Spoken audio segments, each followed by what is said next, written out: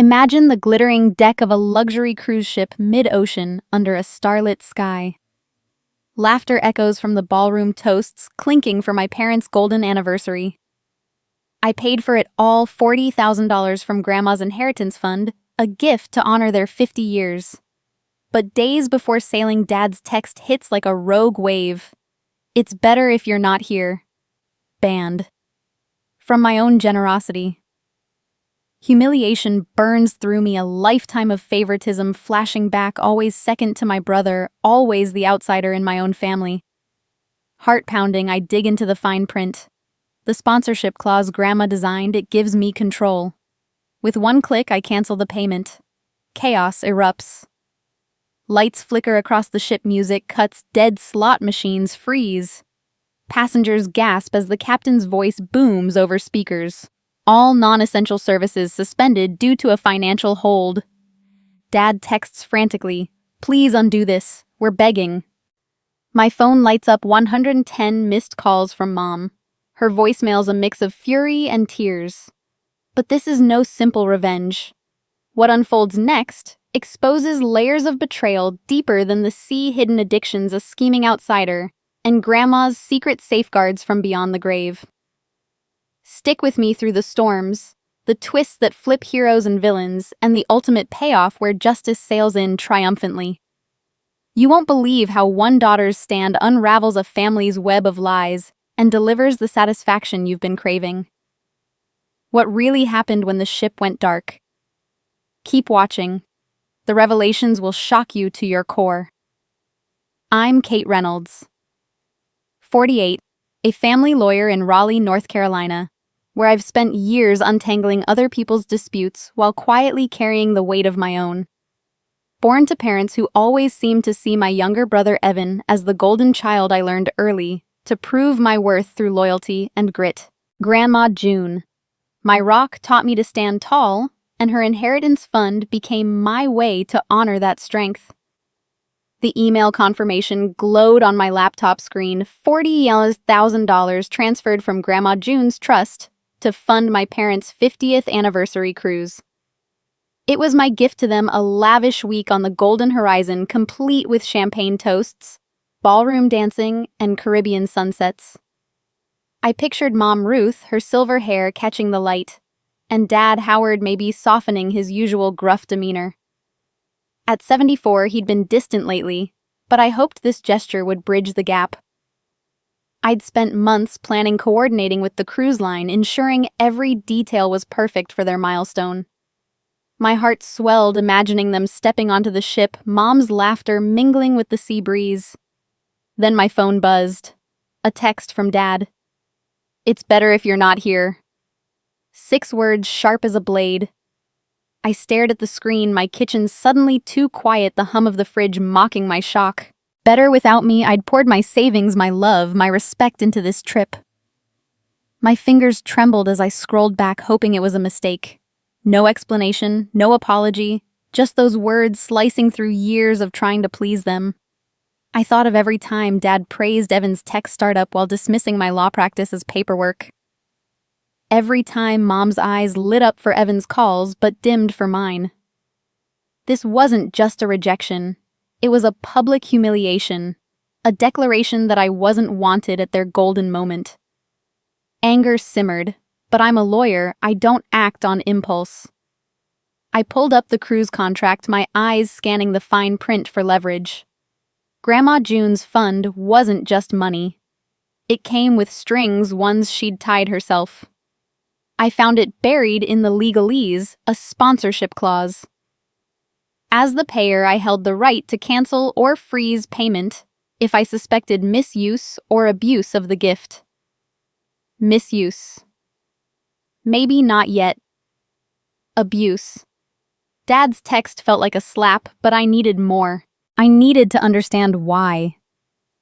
I leaned back, the weight of betrayal settling in my chest. Was this Evan's doing Mom's silence, or something uglier?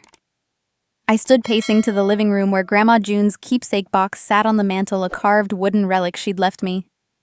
She'd been my anchor, the one who saw me when my parents didn't.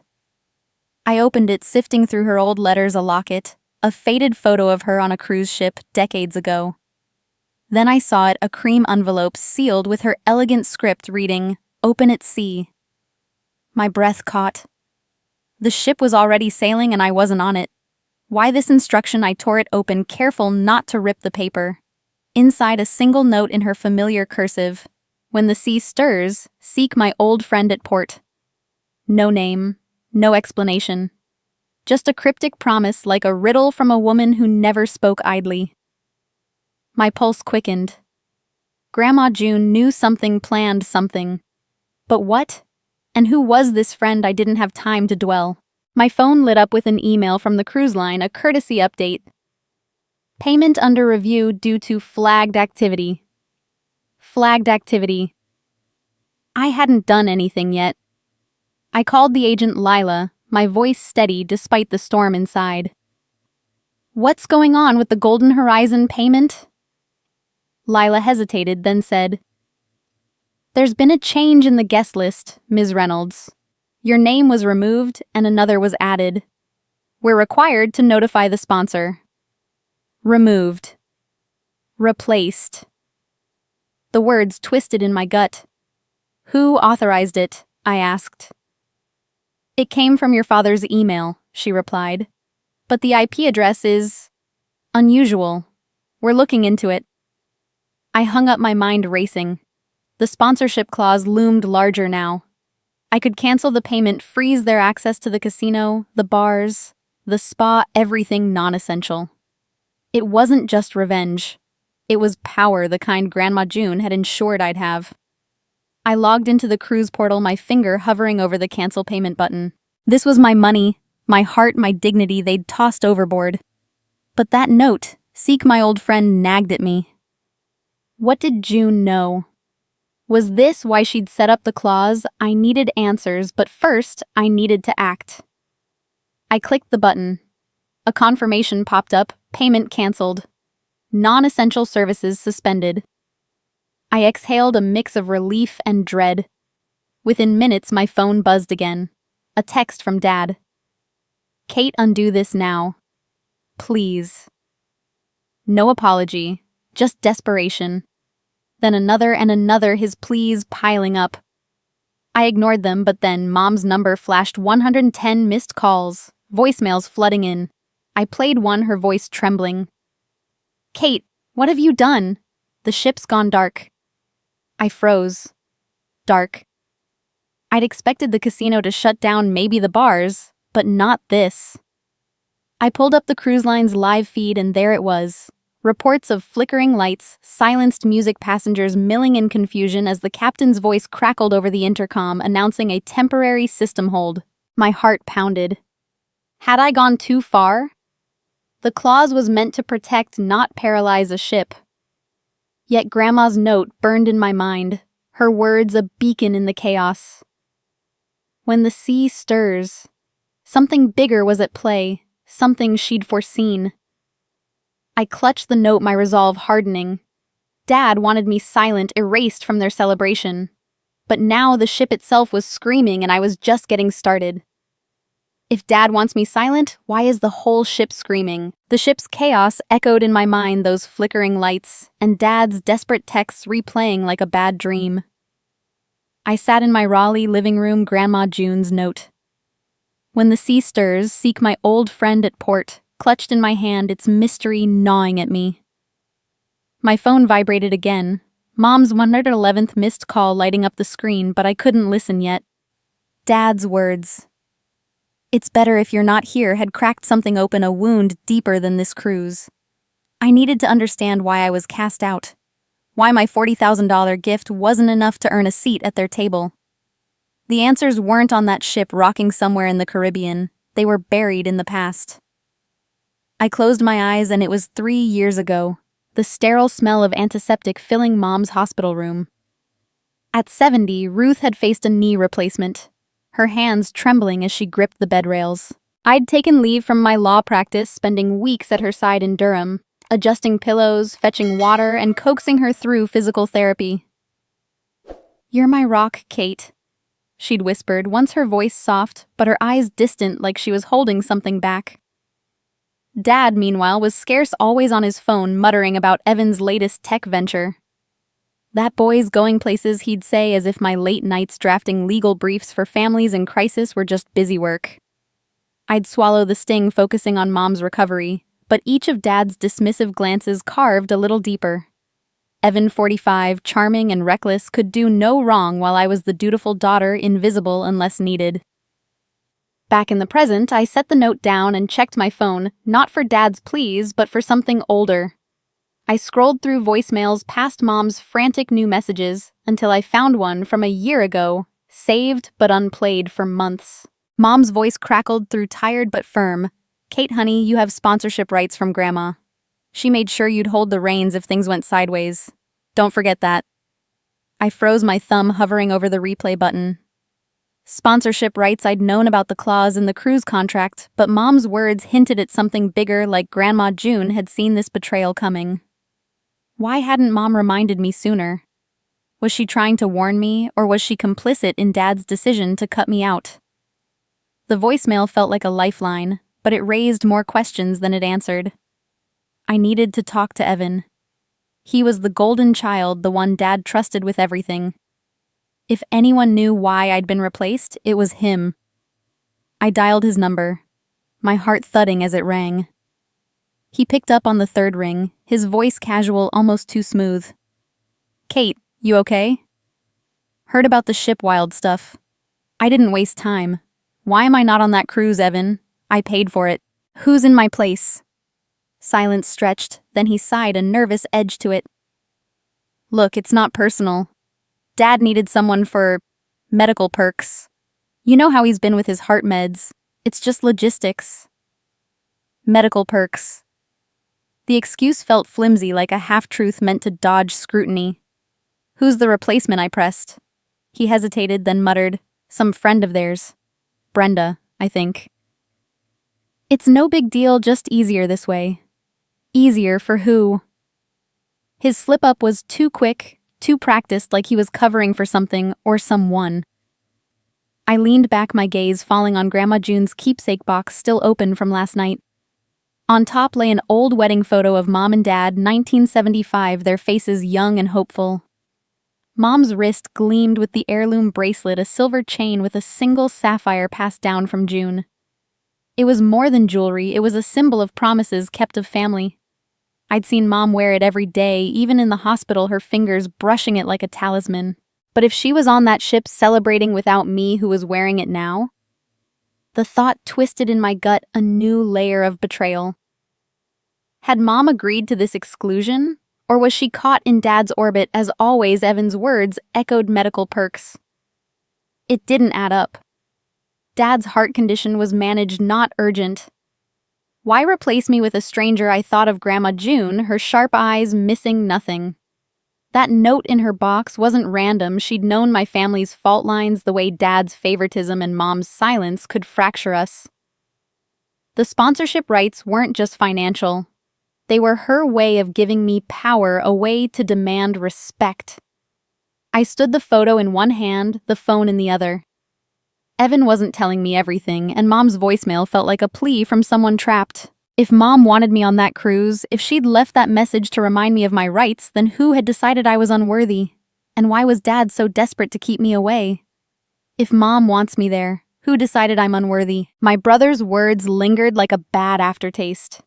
Medical perks, a flimsy excuse for why I'd been replaced on the cruise I'd funded with $40,000 of Grandma June's trust. Sitting at my kitchen table in Raleigh, the wedding photo of Mom and Dad still in hand, I couldn't shake the image of Mom's heirloom bracelet, its sapphire glinting like a promise now broken. Evan's hesitation on the phone, his quick dodge about this, Brenda, felt like a half-truth, and Mom's old voicemail about my sponsorship rights echoed in my mind. If Mom believed I had power, why was I the outcast? I needed facts, not feelings, to unravel this betrayal. As a lawyer, I knew evidence was my weapon, and I was ready to wield it quietly but decisively. I opened my laptop, the cruise line's portal still glowing from my last login where I'd canceled the payment and sent the Golden Horizon into chaos. My phone buzzed, another plea from Dad ignored. Instead, I emailed Lila, the travel agent I'd worked with for months to plan this trip. I need the full paper trail on the guest change. I wrote my tone sharp but professional. Every log, every detail. Lila replied within the hour, her email a goldmine of digital breadcrumbs. Attached were logs showing the guest list amendment. My name swapped out for another authorized via an email from Dad's account. But the IP address caught my eye, a string of numbers not tied to Dad's usual devices.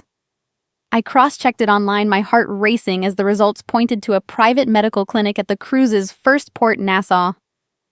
A clinic Evan's medical perks excuse suddenly felt less like a dodge and more like a clue. I called Lila, her voice tense but cooperative. The IP's from a clinic called Coastal Wellness, she said. It's not unusual for passengers to coordinate with medical providers for onboard care, but it's odd. Odd was an understatement. Why would Dad's email sent from a clinic's network replace me with a stranger? I pressed further. What's the new guest's profile? Lila hesitated, then sent a follow-up file. The +1 was listed as a priority medical companion linked to a code for onboard health services. But here's the kicker. The code wasn't tied to Mom's records. Mom's knee surgery was years ago, her health stable. If anyone needed medical oversight, it was Dad with his heart condition, but his file showed no such code. This wasn't about Mom's care or Dad's. Something was off, and it smelled like manipulation. I leaned back, my mind sifting through the contract I'd studied last night. Grandma June's sponsorship clause was my ace. Buried in the fine print, it gave me as the payer the right to freeze non-essential spending casino bars, spa if I suspected abuse of the gift. Abuse wasn't just financial. It was trust, loyalty, respect. Replacing me with a stranger using a shady clinic's network screamed betrayal. I logged back into the portal, my cursor hovering over the freeze non-essential spending option. Canceling the payment had already shaken the ship. This would tighten the screws, locking Dad out of the glitzy distractions he loved. But I hesitated, Grandma's cryptic note flashing in my mind, seek my old friend at port. Was this clinic tied to her warning I needed more before I acted? But the clause gave me power and I wasn't afraid to use it. I called Lila again, digging deeper. Can you trace who the new guest is? I asked. She promised to check, but her tone shifted, cautious. Kate, the clinic's name has popped up before in guest changes. I'll need time to pull records. Time I didn't have. The ship was already mid-ocean, and Mom's 112th missed call buzzed my phone. I didn't listen, her voicemails were a mix of panic and guilt, and I wasn't ready to face that yet. Instead, I studied the logs again. The email from Dad's account was sent at 2 a.m., not his usual hour. Was he even the one who sent it? The clinic's involvement felt like a puzzle piece that didn't fit, and Evan's vague Brenda comment gnawed at me. Was she the new guest? And why a medical code for someone not in Mom's file? I opened the contract again, rereading the sponsorship clause. It was ironclad. If I flagged abuse, I could halt all non-essential transactions, forcing the cruise line to prioritize essential services like food and medical care. It was revenge without a scene, a way to hit Dad where it hurt his pride, his control. I pictured him at the casino, card declined, his face reddening as the slot machines went dark. But this wasn't just about Dad. Mom's silence. Evan's slip up the clinic's shadow. It all pointed to a bigger scheme. I clicked. Freeze, my heart steady despite the weight of it. A confirmation email pinged, non-essential spending suspended pending review. The ship's luxuries were now off limits, and I'd done it with a single move. My phone rang, Evan. I answered, my voice cold. What's going on, Kate? He said, his usual charm fraying. The ship's a mess. Dad's freaking out. I didn't flinch. You said it was about medical perks, Evan. Care to explain the clinic's IP in Dad's email? He went quiet, then stammered, It's complicated. Look, just don't push this. Okay. Complicated. That was no answer. I pressed. Who's Brenda and why is she on my ticket? His pause was too long. His voice low. Sis, wanna know who just took your spot? Evan's question hung in the air like a taunt. Sis, wanna know who just took your spot? His voice, usually so slick, cracked with unease, but he didn't answer before the call cut out, leaving me staring at my phone in the dim light of my Raleigh kitchen. The cruise line's confirmation email, non-essential spending frozen, glowed on my laptop, a small victory after Dad's betrayal, and the mysterious clinic IP in the guest change logs. But Evan's dodge about this Brenda and the medical code not tied to Mom's records churned in my gut. Who was she, and why was she on my $40,000 ticket? I needed to know, not just to fuel my anger, but to understand the depth of this exclusion. As a lawyer, I thrived on evidence, and I was about to dig deeper.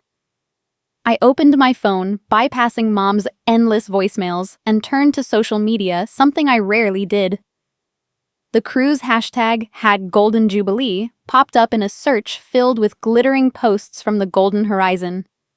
Couples toasted under chandeliers, but one post stopped me cold. A woman, Brenda Colton, 39, had shared a photo from the ship's deck, her smile bright, almost smug. Her caption read, "Celebrating love and second chances on the #GoldenJubilee. Grateful for new friends and a shining legacy insured asset included." The photo showed Mom, her face tight, standing beside Brenda, her wrist bare, no heirloom bracelet, no sapphire glinting in the sunlight. My breath caught. That bracelet, passed from Grandma June to Mom, was a family treasure, not just jewelry. Brenda's words, "insured asset," felt like a deliberate jab, as if she knew its worth beyond sentiment. Was she wearing it? The thought twisted the knife of Dad's rejection deeper. This stranger wasn't just in my place. She was claiming pieces of our family. I scrolled through Brenda's profile, my pulse quickening. She called herself a church friend of my parents. Her posts dripping with inspirational quotes and wellness hashtags. One stood out, a coupon for a coastal wellness trial linked to the same Nassau clinic tied to the IP in Dad's email. Wellness trial. The phrase echoed Evan's medical perks excuse, but it felt calculated, like Brenda was more than a tag-along. Her posts painted her as a saint volunteering at church visiting seniors, but the coupon and her presence on my ticket screamed opportunist. I clicked through her photos, each one a performance of piety, but none showed the bracelet. Why mention it as an insured asset? Was she flaunting her access to Mom's treasures or signaling something bigger? Then I saw it buried in the comments under her post. An anonymous account, no profile picture, wrote, "Check consent forms." Just 3 words, but they hit like a warning shot. Consent forms. For what? Mom's health records were clean, no recent procedures, no need for onboard medical codes.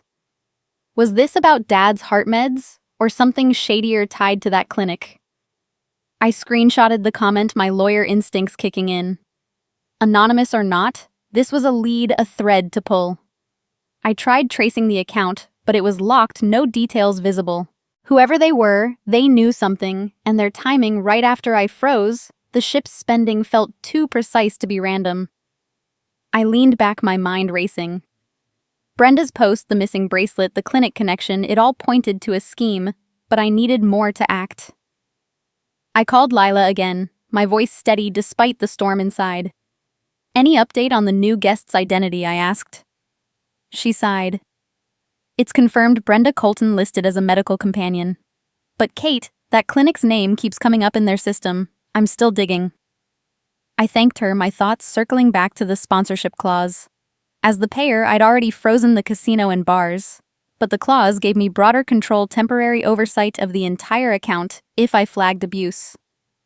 Abuse wasn't just money. It was trust, and Brenda's presence reeked of it. I logged into the cruise portal, checking the account status.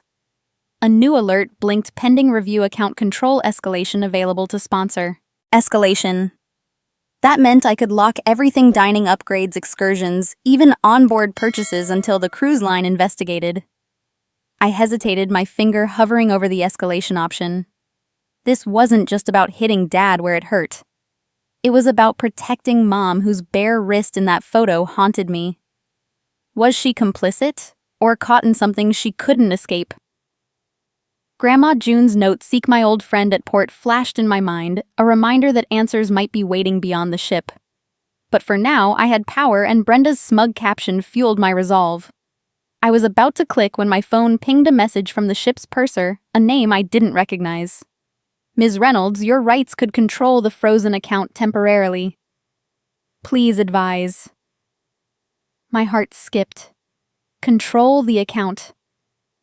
This was bigger than a freeze. It was a chance to pull the strings to demand answers.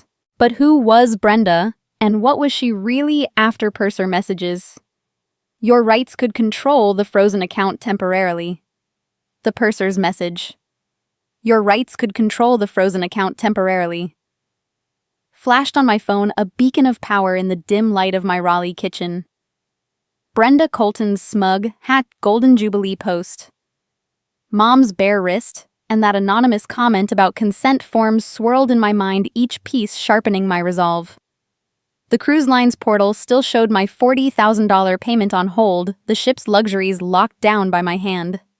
But this wasn't just about leverage. It was about protecting Mom, whose silence in that photo felt like a cry for help. I needed to tighten the screws legally, methodically, to unravel this scheme and shield her from whatever Brenda and Dad were playing at. I called my colleague Delgado, a sharp estate lawyer I'd known since law school. His voice was steady grounding as I explained the cruise contract and Grandma June's sponsorship clause. "Kate, send me the documents," he said, and within minutes I'd emailed the contract, the guest change logs, and the IP trace to that Nassau clinic. Delgado called back an hour later, his tone brisk. "This clause is airtight." June worked with the cruise line's legal team to design it specifically to protect Ruth. It's not just about money, it's about ensuring her safety and autonomy. You've got full authority to freeze or redirect funds if you suspect exploitation. I leaned forward, my pulse quickening. Grandma June, always one step ahead, had built a safeguard for Mom, as if she'd foreseen Dad's betrayal. Delgado added, "The clause prioritizes essential services, food, medical care for Ruth, even if you lock everything else."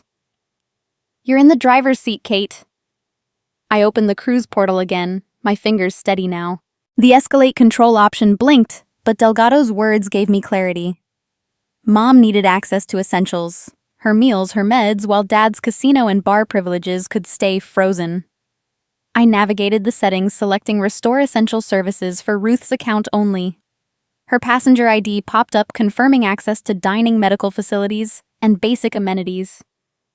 Dad's ID, tied to the same account, stayed locked out of non-essentials. No slots, no cocktails, no spa. A confirmation email pinged, essential services restored for Ruth Reynolds. Non-essential spending remains suspended for Howard Reynolds. I exhaled, a quiet satisfaction settling in. This wasn't revenge. It was justice, precise and legal, ensuring Mom's safety while Dad faced the consequences of cutting me out. My phone vibrated, not with another call from Mom, now at 115, missed, but a private message from an unknown number. The sender's name popped up, Brenda Colton. My stomach twisted as I opened it. "Kate, women your age shouldn't fight the tide. Let this go and we all sail smoothly." The words dripped with condescension, a soft threat wrapped in fake civility. I reread it, my lawyer instincts kicking in. This wasn't a casual text. It was evidence. I screenshotted it, forwarding it to Delgado with a note, "Possible intimidation. Keep this on file." Brenda's audacity stunned me. She wasn't just a church friend basking in my ticket, she was bold enough to challenge me directly, as if she held the upper hand. But why? What was her stake in this beyond a free cruise and Mom's bracelet? I paced the kitchen, the screenshot burning in my mind. Brenda's mention of the bracelet as an insured asset in her post paired with this message felt like a calculated move. Was she after more than jewelry? The clinic IP, the medical code, not tied to Mom.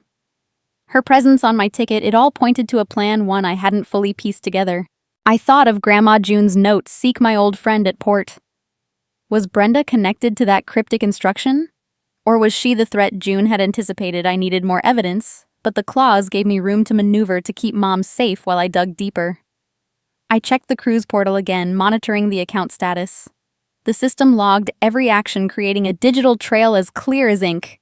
Delgado had emphasized the clause's power. I could escalate to full account control, overriding all transactions until the cruise line's investigation concluded. It was tempting, but I held off. Restoring Mom's essentials was enough for now, a way to protect her without tipping my hand too soon. Brenda's threat, though, changed the game. She wasn't just a passenger. She was a player, and her message suggested she knew I'd frozen the account. How was she monitoring the ship's systems, or worse, had someone on board tipped her off? My phone pinged again, this time an email from the Golden Horizons purser marked urgent. Ms. Reynolds, Captain Sorensen requests a private meeting via video call tomorrow at 900. Please confirm availability. My heart skipped. The captain I'd expected pushback from Dad, maybe more voicemails from Mom, but not this. Sorensen's involvement meant the ship's lockdown had rippled higher than I'd thought. Was he calling to negotiate, to reprimand, or to reveal something about Brenda's scheme? I typed a quick reply, confirming the call, my mind racing with possibilities. Grandma June's clause had given me control, but this meeting could change everything. Captain requests a private meeting with me. The captain's email. Ms. Reynolds. Captain Sorensen requests a private meeting via video call tomorrow at 0900 sat heavy in my inbox. A summons that felt like both a challenge and an opportunity. I leaned back in my Raleigh kitchen, the glow of my laptop casting shadows across Grandma June's keepsake box. Brenda's veiled threat. Women your age shouldn't fight the tide still stung, but I'd saved it as evidence, and my lawyer Delgado had confirmed the power of June's sponsorship clause. I'd restored Mom's essential services while keeping Dad's casino and bar access locked, a legal jab to protect her and rattle him. But the captain's involvement meant the ship's chaos was bigger than my family drama. What did he know, and how did it tie to June's cryptic note about a friend at port? I woke early, nerves buzzing, and joined the video call at 9 a.m. sharp. Captain Sorensen's face filled the screen, his weathered features and gray eyes exuding calm authority, like a man used to steering through storms. Behind him, the Golden Horizons bridge hummed with quiet efficiency, screens flickering with data. Ms. Reynolds. He began, his Scandinavian accent clipped but warm. Your payment freeze caused quite a stir. Lights dimmed. Slots went dark. Passengers panicked. I need to understand your intent. I straightened, my lawyer instincts kicking in. Captain, my intent was to protect my mother Ruth per the sponsorship clause. My father replaced me with a stranger, and I suspect foul play. Sorensen nodded, his expression softening. I've seen the logs. A fraud alert from our system coincided with a mandatory safety drill, pure bad timing. We paused non-essential services to secure guest accounts, not just yours. But your freeze amplified it, and passengers felt the pinch. His candor surprised me. He wasn't blaming, just explaining. The crew wasn't some faceless machine, they were people caught in my move, trying to keep a floating city of thousands safe. Sorensen leaned forward, his voice lowering. I want to resolve this quietly. Your mother's safety is my priority too. What do you need to lift the freeze? I paused, weighing my leverage. Mom's essentials were restored, but Dad's exclusion of me, Brenda's threat, and that clinic IP still gnawed at me. I needed answers, not just control. I want a private meeting with my mother alone when you dock at Key West tomorrow, I said. No. Dad, no Brenda. Just us. Sorensen's eyes flickered with understanding. Done. Noon at the Port Lounge. In exchange, allow partial system access, dining upgrades, excursions for other passengers. Your father's non-essentials stay locked. I nodded, logging into the cruise portal to adjust the settings. A few clicks and a confirmation pinged, partial non-essential services restored, excluding Howard Reynolds. It felt like a truce, one that kept Mom safe while I held the reins. As I saved the confirmation, Sorensen's tone shifted, almost nostalgic. Your grandmother June sailed this route years ago. Did you know that I froze my breath catching? June. She was a remarkable woman. He continued, left a message with my predecessor, a captain I trained under. Said if her family sailed again, there'd be a trusted friend at port to guide them. I don't know who, but her note was clear: protect Ruth, no matter what. My heart pounded. Grandma June's keepsake note. When the sea stirs seek my old friend at port wasn't random.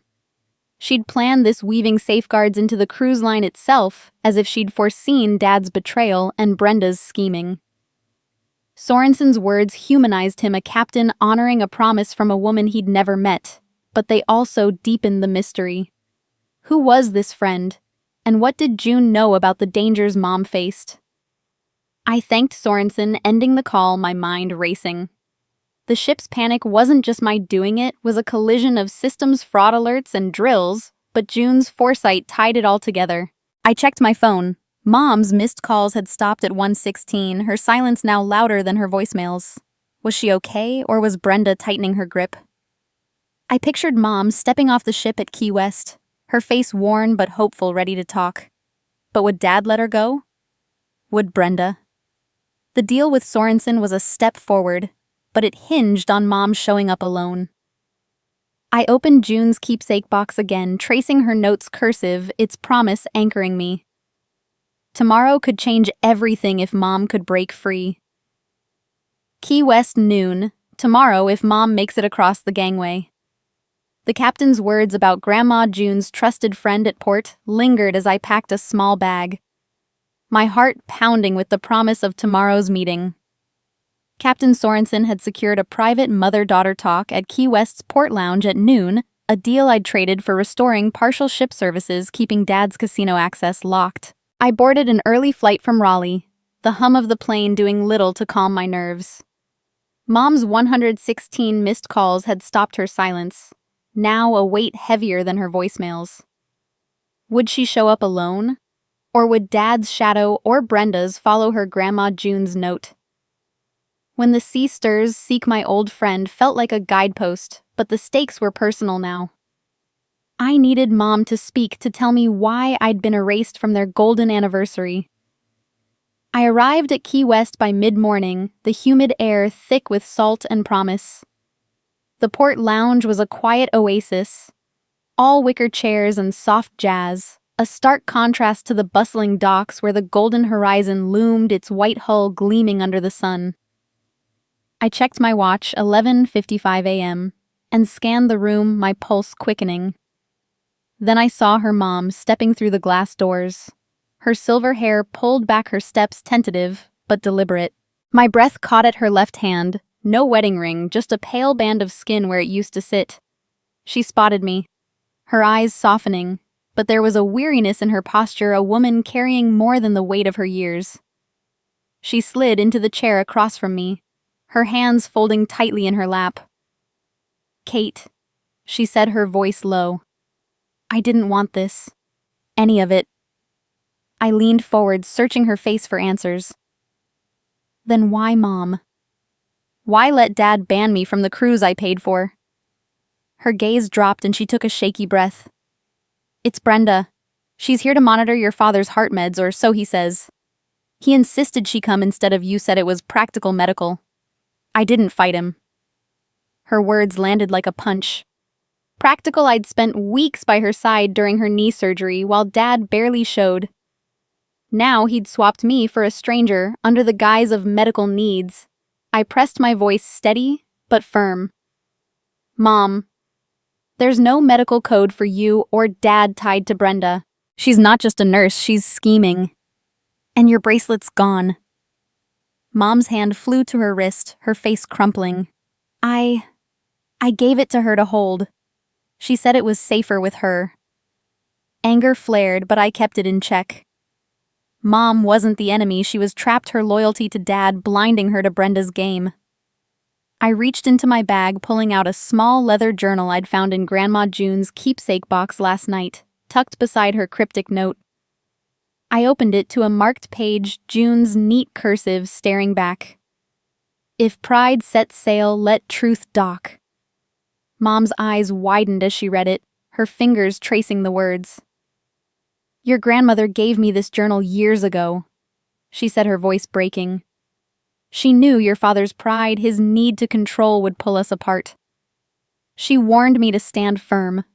I knotted my throat tight. June had seen Dad's flaws, his favoritism, his secrets, and she'd armed us with tools to fight back. This scrap wasn't just advice. It was evidence of her foresight, a call to set boundaries. Mom's shoulders straightened, a spark of resolve flickering. Kate, I've been thinking of leaving him after this cruise. Not just because of you, but everything. His choices, his secrets. I'm tired. Her admission stunned me. Separation. Mom had always been Dad's anchor, quiet but steadfast. Now her bare ring finger spoke louder than words. I reached for her hand, squeezing it gently. You don't have to do this alone, Mom. I'm here, but we need to know what Brenda's really doing. She nodded, tears brimming, but before she could speak, a shadow crossed the lounge entrance. My stomach dropped as Dad appeared. His face flushed Brenda at his side, her arm looped through his like a claim. I stood, my heart racing. Dad's eyes locked on mine, a mix of guilt and defiance, but Brenda's presence chilled me more. Her smile was sharp, confident, as if she'd orchestrated this interruption. Mom tensed her hand, pulling back from mine. Howard, you shouldn't be here, she said, her voice firmer than I'd expected. Brenda's gaze flicked to me, then Mom, her expression unreadable. I clutched June's journal. Its words let truth dock burning in my mind. This wasn't just a meeting. It was a line in the sand, and Mom was finally stepping toward it. But with Dad and Brenda closing in, I wondered if she'd hold her ground. Brenda strides in, smiling like she owns the ocean. Brenda's smug smile as she strode into the Key West Port lounge, arm in arm with Dad, sent a chill through me, her confidence radiating like she held all the cards. Mom's hand trembled in mine, her bare ring finger a silent testament to her resolve to break free. But Dad's presence threatened to unravel the fragile boundaries she'd just drawn. Grandma June's journal, with its scrap reading, "If pride sets sail, let truth dock," lay open on the table, fueling my determination. I'd secured Mom's essentials and locked Dad's casino access, but Brenda's bold entrance told me this fight was far from over.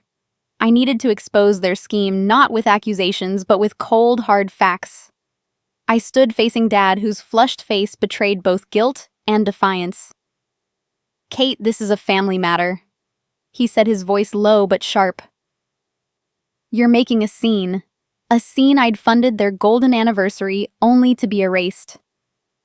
I turned to Mom, her eyes pleading for peace, but I wasn't here to shout. I was here to uncover truth. My phone buzzed with an email from Lila, the travel agent, marked urgent. I opened it, my heart racing as I scanned the attached logs. The guest swap removing my name came from Dad's personal device, not the clinic's IP, as I'd first thought. The timestamp: 17 a.m. 2 days before the cruise proved it wasn't a spur-of-the-moment decision. Dad had planned this, deliberately cutting me out. I held up my phone, showing Mom the log. This is from Dad's tablet, Mom. He swapped me out himself. Her lips parted, hurt flashing across her face, but Dad just looked away, his jaw tight.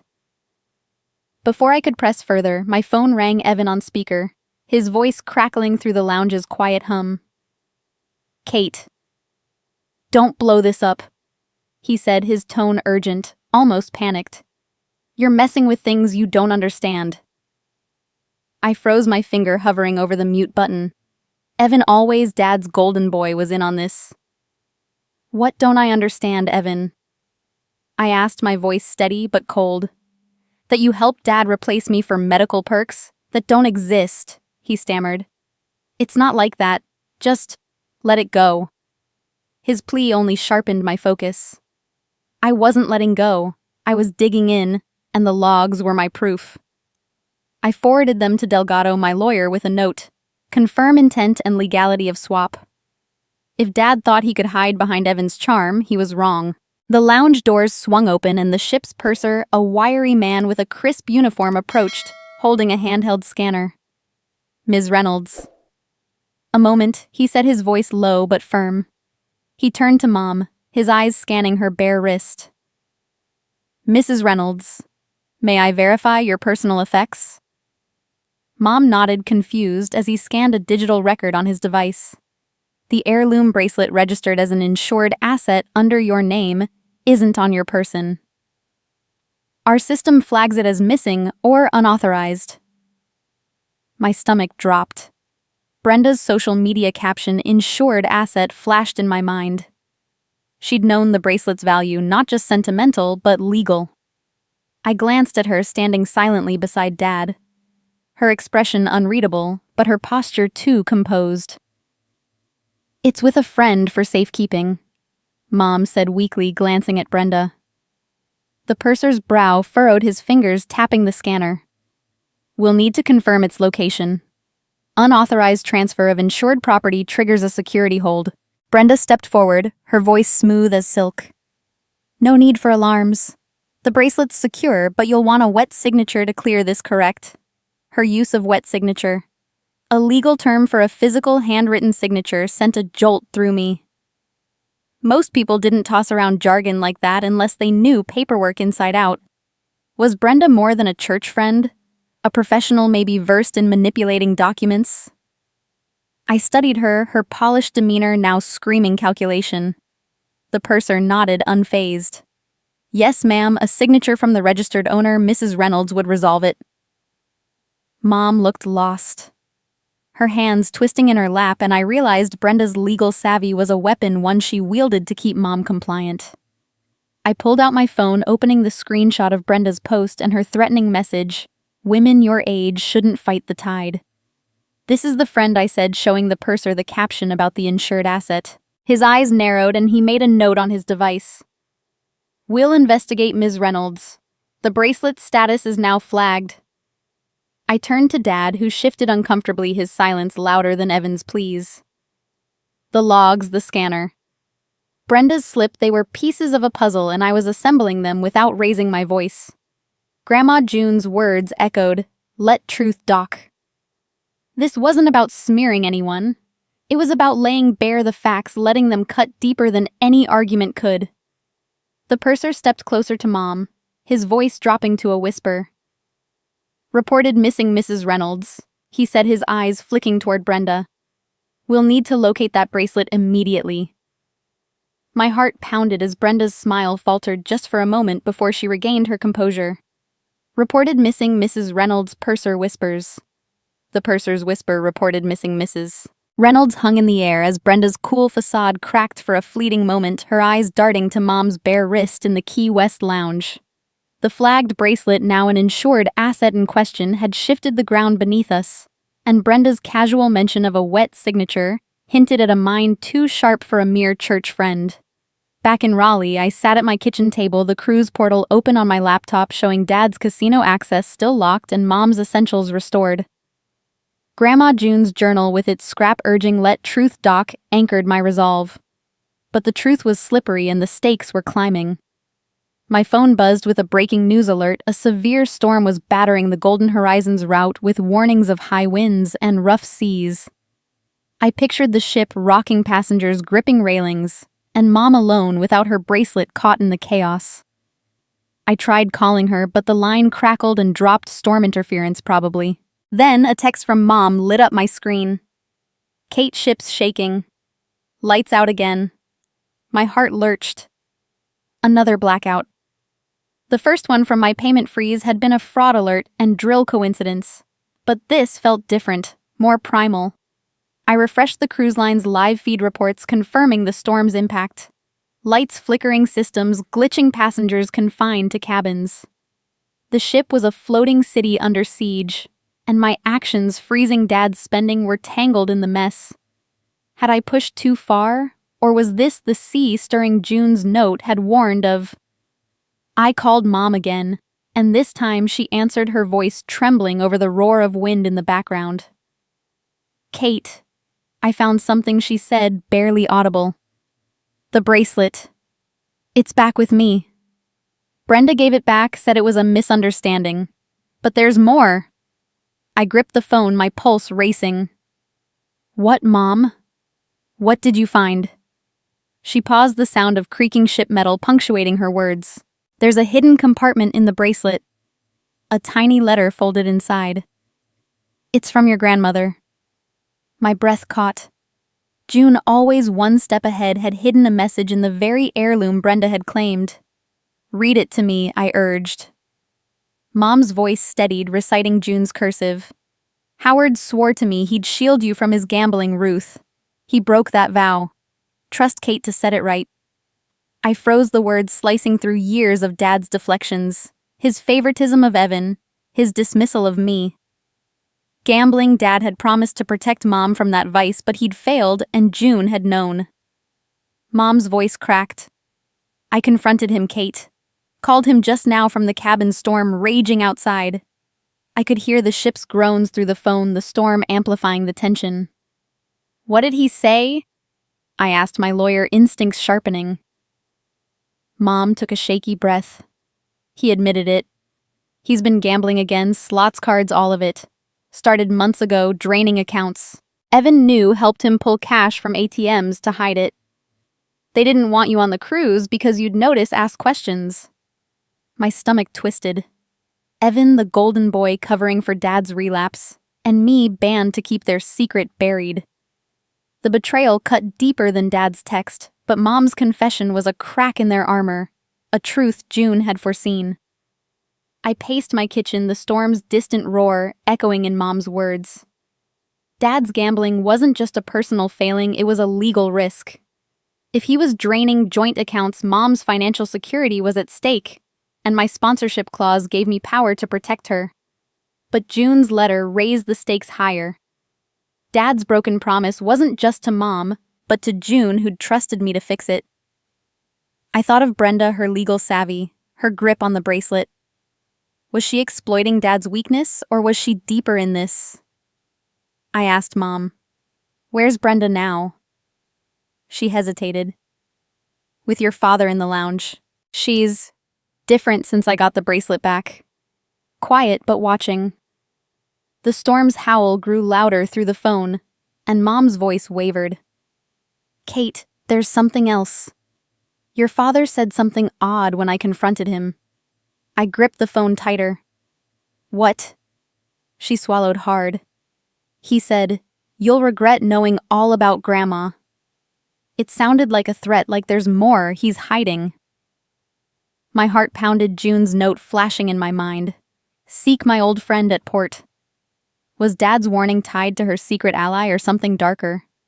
The ship's second blackout, the storm. Mom's discovery, they were peeling back layers of deception, but the truth was still out of reach. Amid crashing waves, Howard whispers, "You'll regret knowing all about Grandma." Dad's cryptic warning. "You'll regret knowing all about Grandma" echoed through the storm's roar in Mom's voice, his admission of gambling, and Evan's cover-up peeling back a layer of deception I hadn't expected. Sitting in my Raleigh kitchen, Grandma June's note about a friend at port felt heavier, as if she'd known Dad's weaknesses would resurface. The golden horizon was still reeling from the storm-induced blackout, and Mom's discovery of June's hidden letter in the bracelet had shifted something in her. I could hear it in her voice, resolve, not just fear. But Brenda was still on board watching, and I needed to protect Mom before the truth slipped away again. I flew back to the ship's next port, Cozumel, boarding the golden horizon by morning, the air thick with post-storm humidity. The ship felt different now, passengers murmured in hushed groups, the buzz of luxury dimmed by the blackout's aftershocks. I found Mom in the dining hall, surrounded by a group of women all over 55, their faces warm but weathered, gathered for what looked like a prayer circle turned potluck. They called themselves the Silver Sisters, a mix of retirees and widows who met daily for faith and fellowship. One, a woman with kind eyes named Marjorie, patted Mom's hand as I approached. "Ruth's been telling us about you, Kate," she said, her voice soft but firm. "You're doing right by her. Don't let anyone push you around. Not your father, not that Brenda." Another woman, Clara, nodded, passing Mom a plate of homemade cornbread. Set your boundaries, Ruth. Respect starts with you. Mom's eyes met mine, a flicker of strength I hadn't seen in years. These women strangers to our family drama were giving her a voice, urging her to stand tall against Dad's control and Brenda's shadow. Mom pulled me aside, her fingers clutching the bracelet now back on her wrist. Kate, I want to make sure he can't hurt us anymore. She whispered, her voice steady despite the ship's faint sway. I nodded, pulling out my laptop to access the cruise portal. Together, we set up a dual signature firewall for major spending. Any transaction over $500 now required both our approvals. It was a legal shield ensuring Dad couldn't siphon funds for his gambling or Brenda's schemes. I emailed the change to Captain Sorensen, who replied swiftly. Noted in safety logs. Financial oversight updated for Ruth Reynolds. His response was formal but reassuring, a sign the crew was watching, documenting every move. Mom watched me work her shoulders, relaxing slightly. June would be proud, she said, touching the bracelet. She always said you'd know how to protect us. I smiled, but my mind raced. June's foresight was uncanny, and her trusted friend was still a mystery I needed to unravel. As we finished, Marjorie leaned over, her voice low. You should know, Kate. There's talk about that Brenda woman. I turned, my pulse quickening. What kind? Clara chimed in, setting down her coffee. A few of us checked with old cruise friends. Brenda's been on this route twice before, always with trial patients, older men, medical excuses. Never stays long, always leaves with gifts. My stomach tightened. Trial patients. It matched the wellness coupon from Brenda's social media and the clinic IP from the guest swap. I called Lila, the travel agent, to verify. Her voice was tense. It's true, Kate. I pulled records. Brenda Colton was a +1 on 2 prior cruises linked to Coastal Wellness. Both times, passengers reported gifts, missing after medical visits. The rumor wasn't just gossip. It was a pattern, and Brenda was at its center. I looked at Mom, her face pale but resolute. The Silver Sisters' encouragement had sparked something in her, a refusal to be Dad's silent partner anymore. I won't let her near our family again. Mom said, her voice low but fierce. I nodded, saving Lila's email to forward to Delgado. Brenda wasn't just exploiting Dad's gambling, she was a repeat player targeting vulnerable passengers. The dual signature firewall was a start, but I needed to confront her and Dad before she slipped away. The ship's halls felt narrower now, the storm's aftermath isolating us all. Dad and Brenda on one side, Mom and me on the other, with the crew as uneasy mediators. As Mom rejoined the women sharing stories of June's strength, I checked the portal again. The safety logs noted our firewall a digital barrier against Dad's recklessness. But Brenda's history raised the stakes. She wasn't a one-off opportunist. She was practiced, calculated. I wondered if June's friend at port knew her, had seen her work before. The Silver Sisters' support, though, gave me hope. Mom wasn't alone, and neither was I. Their voices, warm and grounded, filled the dining hall, a reminder that community could outlast betrayal.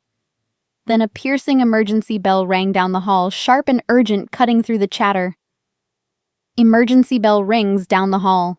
The emergency bell's shrill cry cut through the Golden Horizons dining hall, silencing the Silver Sisters' warm chatter and freezing Mom's hand on her bracelet.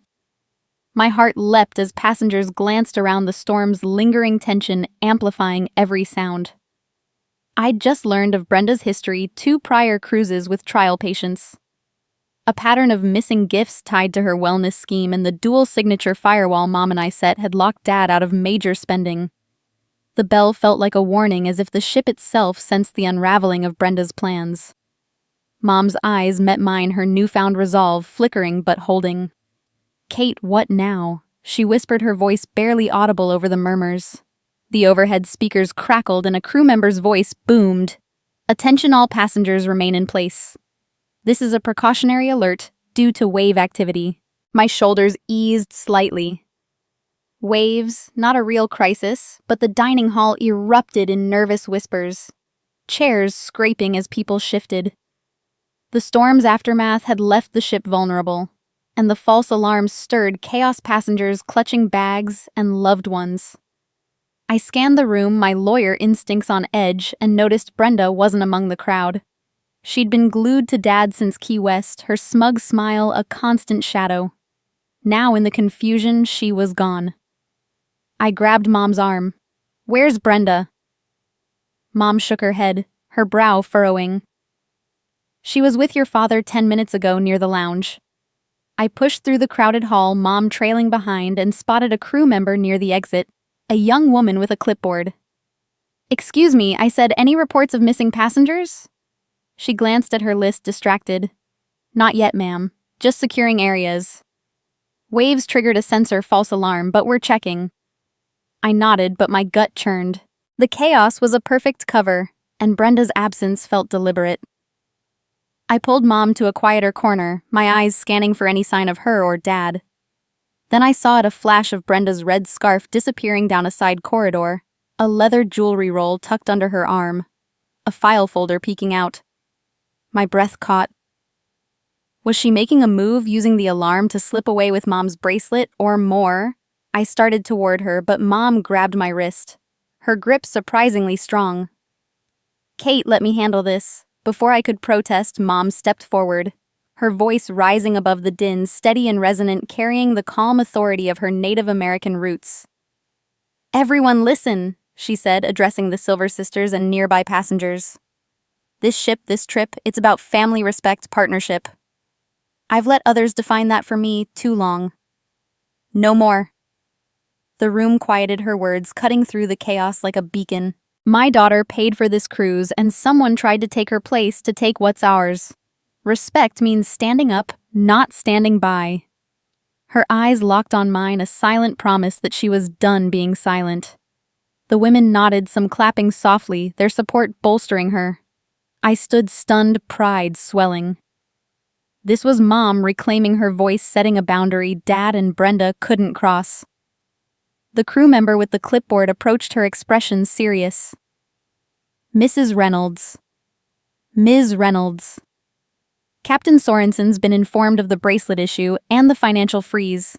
He's scheduled a hearing at 8 a.m. tomorrow to address finances and passenger behavior. You'll need to attend." I nodded, my mind racing. A hearing meant formal scrutiny, logs, evidence, maybe even Brenda's file folder. Mom squeezed my hand, her bracelet glinting under the flickering lights. "We'll be there," she said, her voice unwavering. The false alarm had scattered passengers, isolating Dad and Brenda from us, but it also gave us a stage. Brenda's slip with the jewelry roll was a misstep, and Mom's speech had drawn a line. Our family's truth was coming into focus. I checked my phone, hoping for updates from Lila or Delgado, but the signal was spotty, the storm's interference lingering. The crew began ushering passengers back to cabins, the false alarm winding down, but the tension remained. I guided Mom toward our suite, her steps firmer than I'd ever seen. The Silver Sisters waved their encouragement, a quiet strength. But as we reached the hallway, my phone buzzed incessantly. 110 missed calls from Mom's number, timestamped 2 a.m., hours after our last talk. I showed her the screen, confused. "I didn't call," she whispered, her face paling. "I was asleep." A voicemail notification popped up, her voice frantic. "Kate, honey, I can't find Dad." My heart stopped. Dad missing in the middle of a storm-tossed ship, 2 a.m. 110 missed calls from Mom. "Honey, I can't find Dad." Mom's voicemail. "Kate, honey, I can't find Dad," sent a jolt through me. The 110 missed calls, timestamped 2 a.m., flashing on my phone as we stood in the Golden Horizon's dimly lit hallway.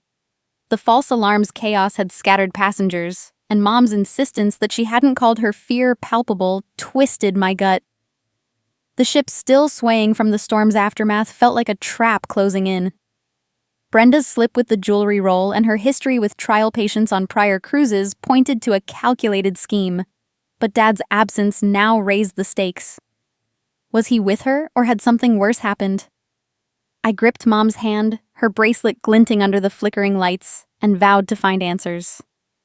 I rushed us to the ship's security office, where a crew member pulled up camera footage at my request. The screen flickered, showing a grainy feed from the tender dock at dawn, just hours after the storm. There was Dad, his face drawn, boarding a small boat to shore with Brenda at his side, her red scarf unmistakable. My breath caught. They were headed to the Nassau port, the same place tied to the Coastal Wellness Clinic from Brenda's coupon, and the IP in Dad's guest swap email. That's no coincidence, I said, my voice tight. Mom's eyes widened, her fingers tightening around the bracelet. He said he needed a checkup, she murmured, but Brenda insisted on going with him. The crew member nodded, jotting down the timestamp. They logged it as a medical visit, he said, linked to a wellness trial pass. The coupon from Brenda's Halak Golden Jubilee post flashed in my mind. Her scheme was moving and Dad was caught in it. My phone buzzed with an encrypted email from an anonymous sender, the same account that had commented check consent forms days ago. I opened it, my heart pounding. Attached was a scanned ledger photo from Coastal Wellness showing a form signed by Dad dated that morning.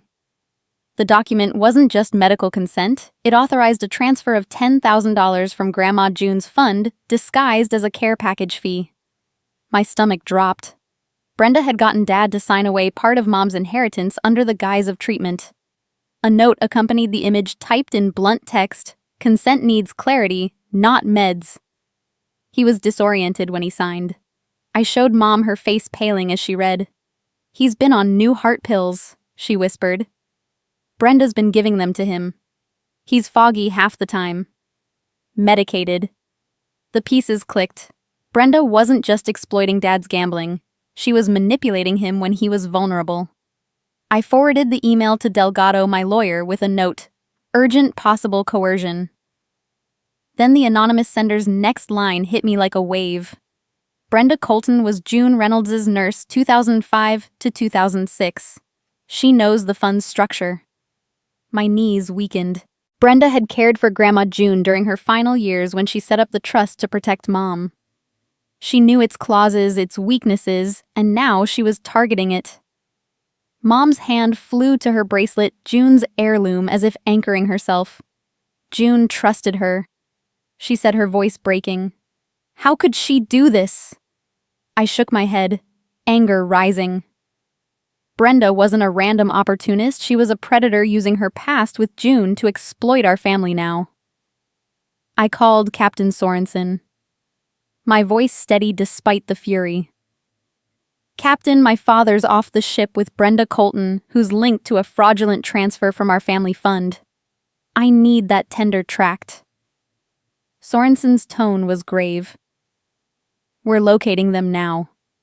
The clinic's been flagged before. We'll coordinate with port authorities." I hung up, my mind racing. Brenda's role reversal stunned me. Mom and I had been the ones fighting back, but now Dad was her victim, not her ally. The ledger, the medication, her history with June, it was a system of abuse, not a one-off scam. I looked at Mom, her resolve hardening. "We stop her?" "Kate," she said, her voice fierce. "For June." We moved to the ship's lounge where crew were monitoring passenger movements post-alarm. A crackle came over a security radio. A muffled voice I recognized as Brenda's, sweet and coaxing from a live feed at the clinic. "Just sign the last page, darling," she cooed, her words dripping with manipulation. Mom gasped, her hand clutching mine. Dad's response was slurred, barely audible. "We overhear Brenda coo." "Just sign the last page, darling." Brenda's voice. "Just sign the last page, darling," crackled through the security radio, her honeyed tone chilling me as Mom and I stood in the Golden Horizons lounge surrounded by the hum of crew monitors. The camera footage showing Dad boarding a tender with Brenda to the Coastal Wellness Clinic paired with the anonymous nurse's ledger photo of a coerced $10,000 transfer had exposed Brenda's scheme. She wasn't just a church friend. She was June's former nurse, exploiting her knowledge of our family's trust. Mom's grip on my hand tightened, her bracelet glinting with resolve, but Dad's slurred response on the radio told me he was in deeper than I'd feared, medicated, manipulated, and far from the ship. I turned to the crew member, a stern woman with a headset. "Get Captain Sorensen now," I said, my voice sharp. She nodded, patching him through on a secure line. Sorensen's face appeared on a nearby screen, his gray eyes steely. Ms. Reynolds, we've located your father at the clinic. I've contacted Nassau authorities and informed the clinic will report coercion if they don't release him immediately. My chest eased slightly. Sorensen wasn't just a captain. He was an ally honoring June's legacy. What's their response? I asked. He leaned closer, his voice low. They're backing down. Claim it's a misunderstanding, but they're sending him back on the next tender. We'll have him in an hour. Mom exhaled, her shoulders sagging, but I wasn't done. Captain Brenda's with him. She's behind this. Check her history with Coastal Wellness. Sorensen's jaw tightened. Already on it. Port police are reviewing her prior visits. The clinic's retreat was a win, but Brenda's claws were still in our family and I needed Dad safe to get answers. The tender arrived at dusk and Mom and I waited at the dock, the sea air heavy with salt. Dad stepped off his face. Pale eyes glassy from medication, Brenda trailing behind her red scarf stark against her forced smile. A crew member escorted them to a private cabin for debriefing, and I followed Mom at my side. Dad slumped into a chair, his hands shaking as he pulled out his wallet. A folded paper slipped free landing on the floor. I picked it up, my heart stopping as I recognized June's cursive, "Let Kate handle when pride blinds." I handed it to Mom, her eyes welling as she read it aloud. Your grandmother gave this to me years ago. Dad said, his voice hoarse. She knew I'd mess up, said you'd fix it, Kate.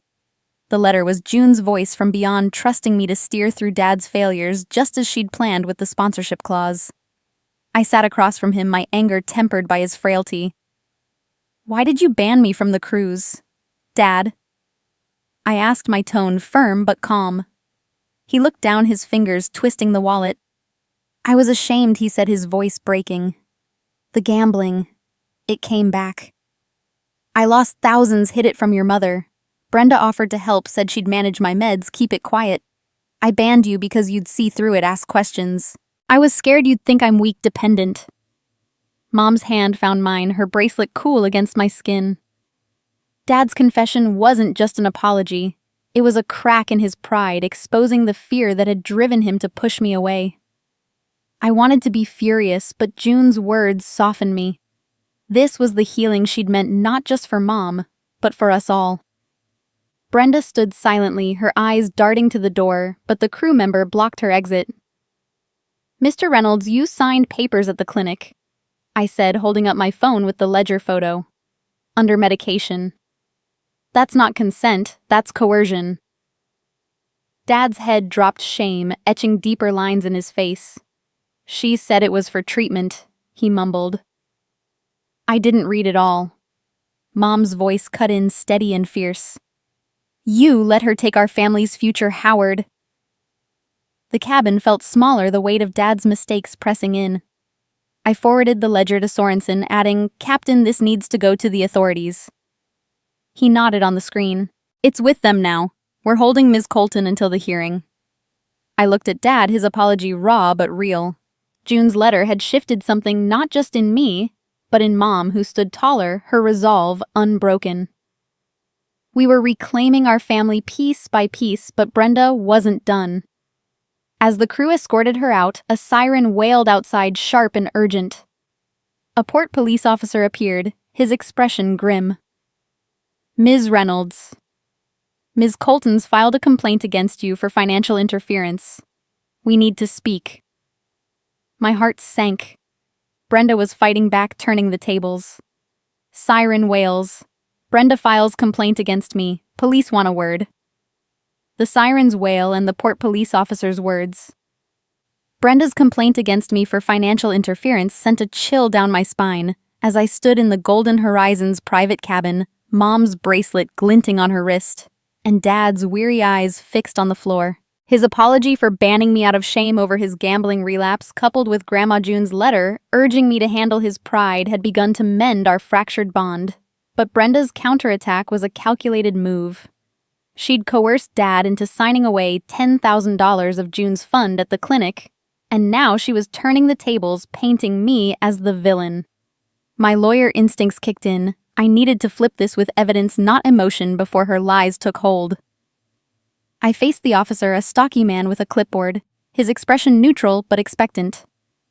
Officer, I have proof this is baseless, I said, my voice steady despite the knot in my chest. I pulled out my laptop, opening a folder I'd meticulously compiled the $40,000 cruise payment receipt email logs, showing Dad's guest swap from his device, the purser's report flagging Mom's bracelet as missing, unauthorized Delgado's letter confirming my sponsorship clause rights, and the clinic's fraudulent consent form, signed by a medicated Dad. I handed the officer printed copies, each page a brick in my defense. These show I acted legally to protect my mother's interests, I said. Brenda Colton's the one exploiting my family. Mom nodded her resolve, mirroring mine, while Dad sat silent, his hands clasped tightly. The officer skimmed the documents, his brow furrowing. This is substantial, he said. We'll need to review this at the hearing. My phone buzzed with an email from Lila, the travel agent marked urgent. I opened it, my pulse racing as I read her bombshell, Kate. I dug deeper. Brenda settled a civil case 2 years ago with a widow on this cruise route. Same Nassau Clinic IP in the guest change logs. My breath caught. Brenda wasn't just a one-time schemer. She'd targeted vulnerable passengers before using the same playbook. I forwarded the email to the officer, and Delgado adding, "This proves a pattern." The officer made a note, his expression darkening. If this checks out, Ms. Colton's in serious trouble. Mom's hand found mine, her bracelet cool against my skin, a reminder of June's trust in me to fight back. Then another call came, Evan, his voice shaky over speakerphone. "Kate, I need to come clean," he said, the ship's hum faint behind him. Grandma June tasked me with watching the fund years ago before she passed. She swore me to secrecy, said Dad's pride would cloud his judgment. I hid it from him, thinking I was protecting him.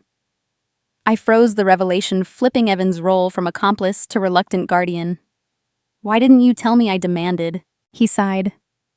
"I thought I could handle it, keep Dad's gambling quiet." When Brenda showed up, I didn't see her for what she was. Mom's eyes narrowed, but I saw hurt there too. Evan, the golden boy, had been June's ally, yet failed to warn us. I sent Delgado a note, Evan's admission fund oversight. Verify. June's foresight was staggering, but Evan's silence had let Brenda slip through. My phone pinged again, an encrypted video from the anonymous nurse, the same one who'd sent the ledger and warned about consent forms. The subject line read, "Proof of coercion." I played it, my heart pounding. The grainy footage showed Brenda at the clinic leaning over Dad, his eyes glazed as she slid papers toward him. "Sign here, Howard," she said, her voice syrupy. "It's just for your care." He scrawled his name unsteady as she smiled. A text followed. "I'm June's old friend from her sailing days. Brenda betrayed her trust too." My jaw dropped. The nurse wasn't just a whistleblower, she was June's ally, the friend at port from her note. I forwarded the video to the officer and Sorensen, my hands trembling. "This is undeniable," I said. "Brenda manipulated a medicated man." The officer nodded, radioing for Brenda's detention pending the hearing. Mom stood, her voice firm. "Kate, you've done what June knew you could." Dad looked up, his face etched with regret. The evidence, Bill's logs. Delgado's letter, Lila's bombshell, Evan's confession. The nurse's video had turned Brenda's accusation against her, exposing her system of abuse. But Dad's gaze held something deeper, a plea unspoken. He cleared his throat, his voice soft. "Kate, I've lost my way. What must I do to rejoin the family table?" Howard asked softly. "What must I do to rejoin the family table?" Dad's quiet plea. "What must I do to rejoin the family?" Table hung in the air, his weathered face searching mine as we stood in the Golden Horizon's private cabin. The weight of Brenda's failed complaint against me still settling. My evidence, Bill's logs. Delgado's letter. Lila's revelation about Brenda's prior settlement. Evan's confession, and the nurse's video had flipped her accusation, exposing her coercion of Dad at the clinic. Mom stood beside me, her bracelet gleaming a symbol of her reclaimed strength. June's trust in me woven through her letters and the sponsorship clause had brought us here. But justice wasn't about punishment. It was about fairness, empowering Mom and setting boundaries that would hold. The onboard hearing convened at 8 a.m. In a stark conference room, the ship's gentle sway a reminder of the storm we'd weathered. Captain Sorensen presided, his gray eyes scanning the room where Mom, Dad, and I sat across from a detained Brenda. Her red scarf absent, her demeanor subdued, but defiant. A Port Authority officer presented the case, citing my evidence, the ledger photo showing Dad's coerced signature, the video of Brenda's manipulation, and Lila's report of her prior civil settlement with a widow. Mr. Reynolds Sorensen said, his voice firm, "Your actions enabled financial misconduct." Dad nodded, shame etching his face. "Ms. Colton, your pattern of exploiting passengers is clear. You're banned from this route pending a full investigation, and Coastal Wellness has been reported to Nassau authorities." Brenda's lips tightened, but she said nothing, her legal savvy useless now. Mom's hand found mine under the table, her grip steady, a sign she was no longer just a bystander. I stood, addressing Sorensen. "Captain, my goal was to protect my mother, not to harm anyone. I request the sponsorship clause be enforced to ensure her financial security." He nodded, pulling up the cruise portal on a screen. "As the payer, you have that right." I logged in, my fingers steady as I unlocked spending for Mom, alone dining excursions, medical, while keeping Dad's access restricted to essentials. A confirmation flashed. Financial access restored for Ruth Reynolds only. Mom's eyes met mine, a spark of pride in them. She wasn't just reclaiming her bracelet. She was reclaiming her autonomy, a boundary Dad couldn't cross. Sorensen logged the change, adding, "This protects Mrs. Reynolds and aligns with the clause's intent." Dad shifted, his voice low. "Kate, Ruth, I've failed you both. I'm ready to make this right." He pulled a document from his jacket, a limited power of attorney form drafted by the ship's legal officer overnight. "I'm signing this to give Ruth control of our joint accounts," he said, his hand trembling as he signed. "And I've enrolled in counseling and Gamblers Anonymous starting next week in Raleigh." Mom's face softened, not with forgiveness, yet, but with acknowledgement. The POA was a concrete step, a boundary that tied his redemption to action, not promises. I forwarded the signed form to Delgado, ensuring it was binding. Dad's willingness to face his addiction was a start, but trust would take time. My phone buzzed with a message from Evan, who'd stayed off the ship, his guilt evident even from Raleigh. "Kate, I'm sorry I hid June's task from you. I've joined a repayment plan for Dad's debts, my share too. Letter for Mom attached." I opened the attachment, a scanned note in Evan's messy scrawl. "Mom, I failed you by covering for Dad. I'll make it right, starting with honesty." I showed it to Mom, her eyes welling as she read. "He's trying," she said softly, her voice a mix of pain and hope. Evan's confession in the hearing's wake wasn't just an apology, it was a commitment to rebuild, to honor June's trust in him as fund overseer. I saved the letter for Delgado, another piece of our family's reset. Sorensen adjourned the hearing, his tone measured. "Ms. Reynolds, your actions exposed a serious breach. The cruise line will cooperate with authorities on Ms. Colton and the clinic." Brenda was escorted out, her silence louder than any defense. Mom stood taller, her bracelet catching the light, a symbol of her power reclaimed. We walked to the deck, the sea calm now, and I felt the weight of June's foresight guiding us. Her claws, her nurse friend, her letters had orchestrated this justice. Dad followed quieter, his steps slower but purposeful.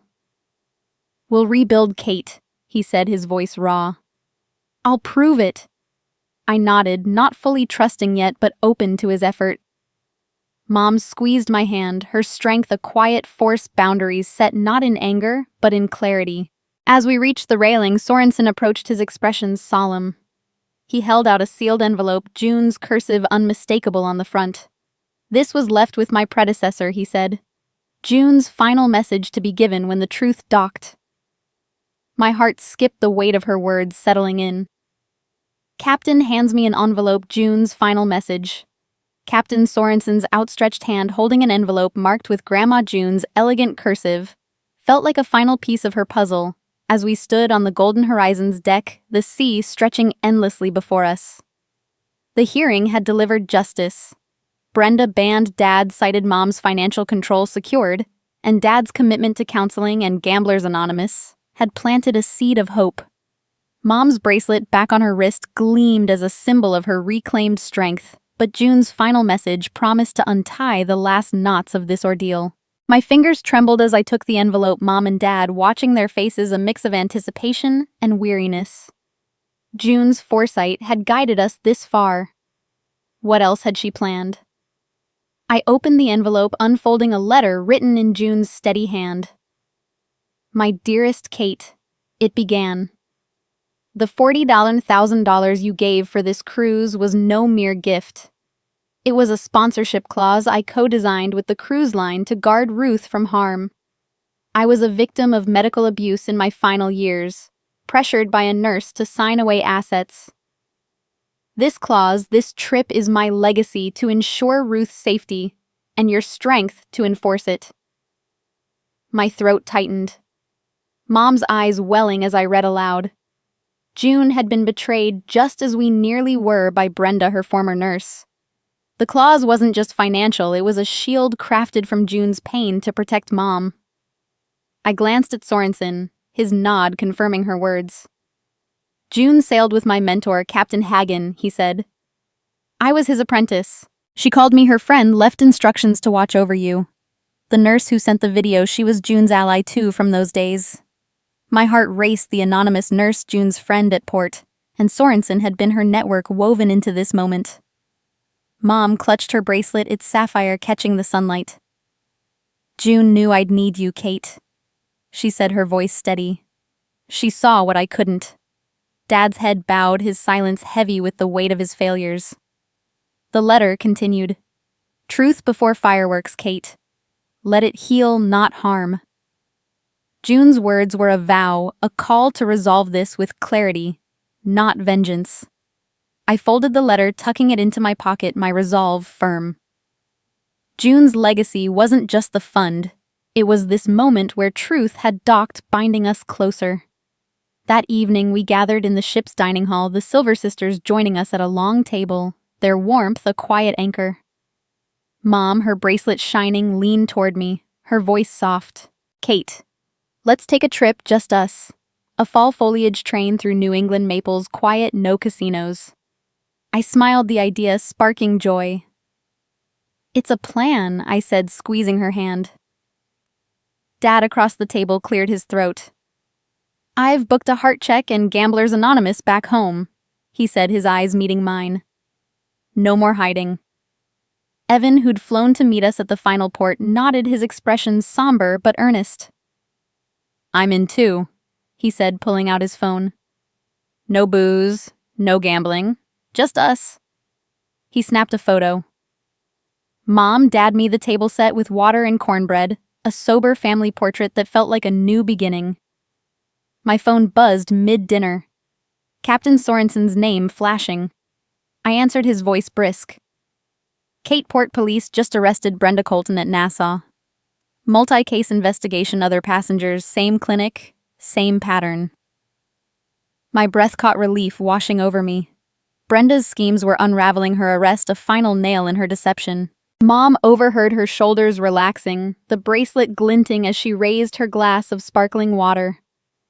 To June, she said, her voice strong.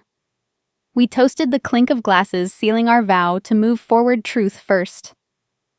As we left the dining hall, Sorensen handed me a small parcel from the ship's safe.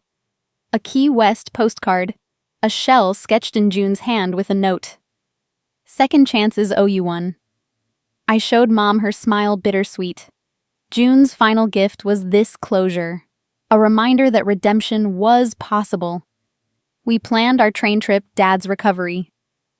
Evan's accountability, all under June's watchful legacy. A year later on that New England train, the leaves ablaze in crimson and gold. Mom and I sat together, her bracelet catching the light. The carriage dimmed as we entered a tunnel, and across the aisle a familiar bracelet glinted in the seat ahead. Next autumn, train lights dim. A familiar bracelet glints in the seat ahead. Captain Sorensen's outstretched hand holding an envelope marked with Grandma June's elegant cursive felt like a final piece of her puzzle as we stood on the Golden Horizon's deck, the sea stretching endlessly before us. The hearing had delivered justice. Brenda banned Dad cited Mom's financial control secured, and Dad's commitment to counseling and Gamblers Anonymous had planted a seed of hope. Mom's bracelet back on her wrist gleamed as a symbol of her reclaimed strength, but June's final message promised to untie the last knots of this ordeal. My fingers trembled as I took the envelope, Mom and Dad watching their faces a mix of anticipation and weariness. June's foresight had guided us this far. What else had she planned? I opened the envelope, unfolding a letter written in June's steady hand. My dearest Kate, it began. The $40,000 you gave for this cruise was no mere gift. It was a sponsorship clause I co-designed with the cruise line to guard Ruth from harm. I was a victim of medical abuse in my final years, pressured by a nurse to sign away assets. This clause, this trip is my legacy to ensure Ruth's safety and your strength to enforce it. My throat tightened, Mom's eyes welling as I read aloud. June had been betrayed just as we nearly were by Brenda, her former nurse. The clause wasn't just financial, it was a shield crafted from June's pain to protect Mom. I glanced at Sorensen, his nod confirming her words. June sailed with my mentor, Captain Hagen, he said. I was his apprentice. She called me her friend, left instructions to watch over you. The nurse who sent the video, she was June's ally too from those days. My heart raced, the anonymous nurse, June's friend at port, and Sorensen had been her network woven into this moment. Mom clutched her bracelet, its sapphire catching the sunlight. June knew I'd need you, Kate, she said, her voice steady.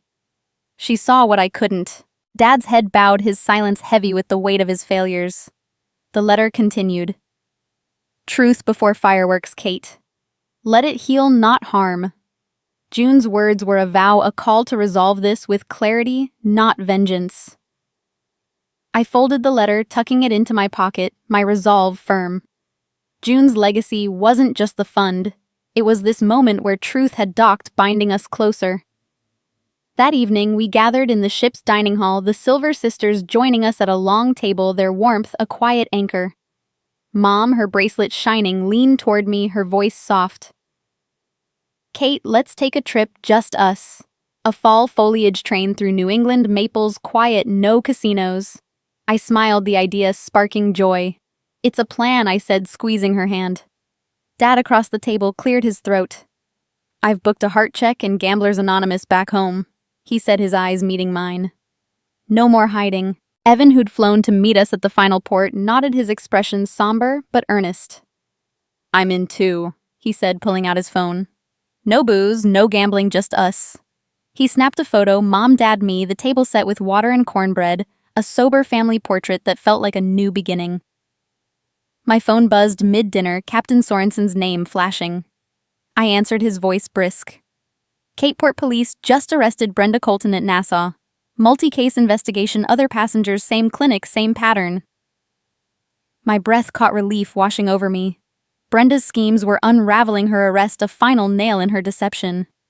Mom overheard, her shoulders relaxing, the bracelet glinting as she raised her glass of sparkling water. To June, she said, her voice strong.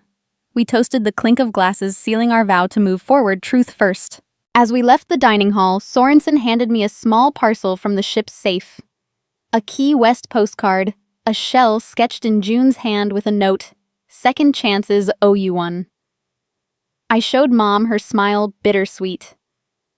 June's final gift was this closure, a reminder that redemption was possible. We planned our train trip, Dad's recovery, Evan's accountability, all under June's watchful legacy. A year later, on that New England train, the leaves ablaze in crimson and gold, Mom and I sat together, her bracelet catching the light. The carriage dimmed as we entered a tunnel, and across the aisle a familiar bracelet glinted in the seat ahead. Next autumn, train lights dim. A familiar bracelet glints in the seat ahead. If this story of betrayal, justice, and family redemption gripped you, Hit that subscribe button to join our community and catch more tales of truth triumphing over deception. In the comments, share your thoughts. Did Kate's legal strategy surprise you? Or did June's foresight steal the show? Let us know what you'd do in Kate's shoes, and let's spark a conversation about standing up for family.